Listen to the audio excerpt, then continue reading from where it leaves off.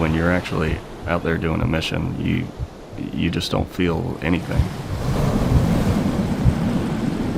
Instinct takes over and you do what you have to do to get the job done.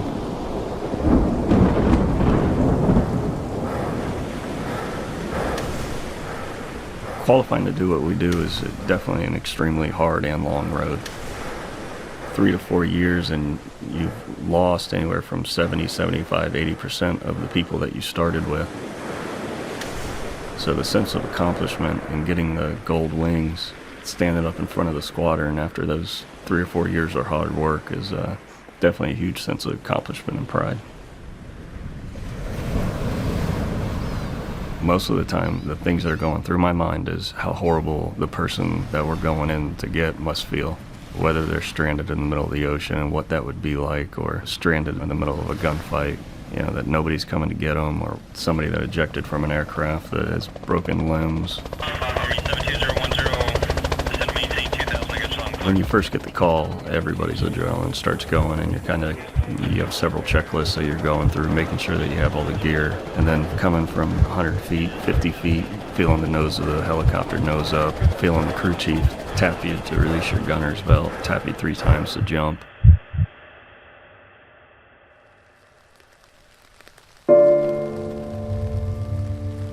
Once you hit the water, it's all about getting the job done.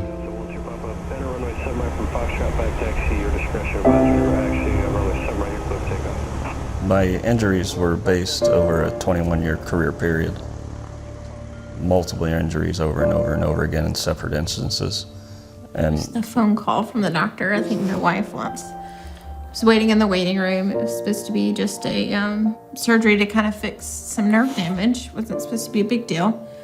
It was supposed to be like an 1.5-hour surgery. It wound up being almost 4 hours. When they were done, the doctor called, the little waiting room, and I answer. I'm glad they're done. And he said, "I don't think your husband's ever going to walk again."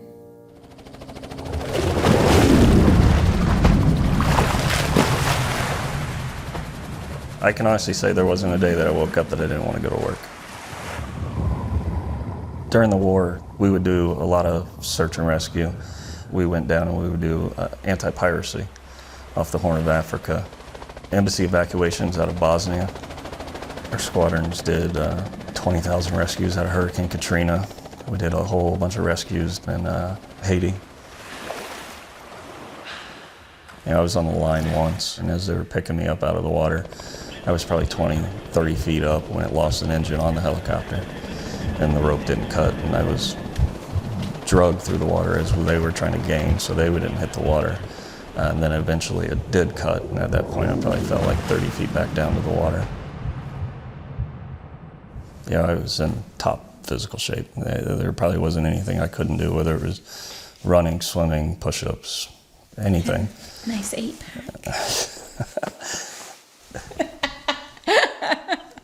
I remember that.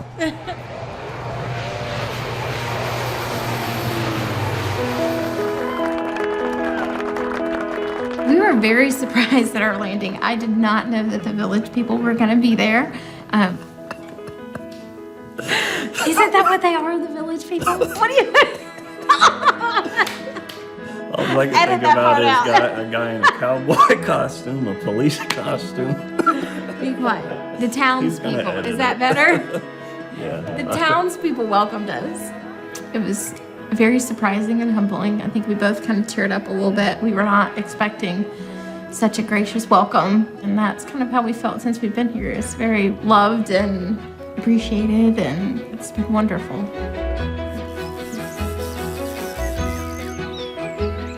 It's definitely, there's no way we could do all the things that we've done this week, or even in Alaska in general, without coming here and the help of Heal Our Patriots. It just wouldn't be possible.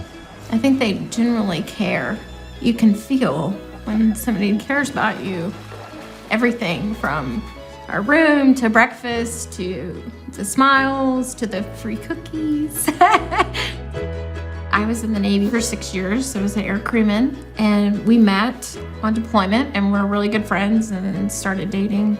She says she met me on deployment. I met her in Hawaii because I saw her walking through the hangars, wondering, who is that? And is she going on our deployment? We ended up being on some of the same crews and flying a lot of the same missions over Iraq, and Friends for Started a while. dating Friends and- started dating. got married. Son, open the door. I think the class has been wonderful, just because, especially with the retired military chaplains. Yes. Everything that they talk about and everything that they've taught in the classes have just been real. The chaplains know they were in the bunker and huddled down, and they know that fear that I don't think any other therapist can understand. There are some days that I'm like, this is hard. I want the life that we had that was so easy. And I remember sitting in the kitchen floor crying, going, how are we gonna do that? How am I gonna be who he needs me to be? For me, my faith has gotten me through. And coming here, they believe the same thing I do. Operation Heal Our Patriots it's a family. They really want to help you recover, and it's not just a week. Before we even got here, I had Pastor Pat call me, say, I'm yours for life. And I'm like, you're my what for life? And he's like, I'm your friend. I'm here. You need me to pray for you? Call me. And I'm like, okay, who are you? I'm Pastor Pat. I'll come eat for ice cream. Let me know what you need. It's like a family of God, that God said, these people need us. One of the hardest challenges is knowing that you're not going to drown.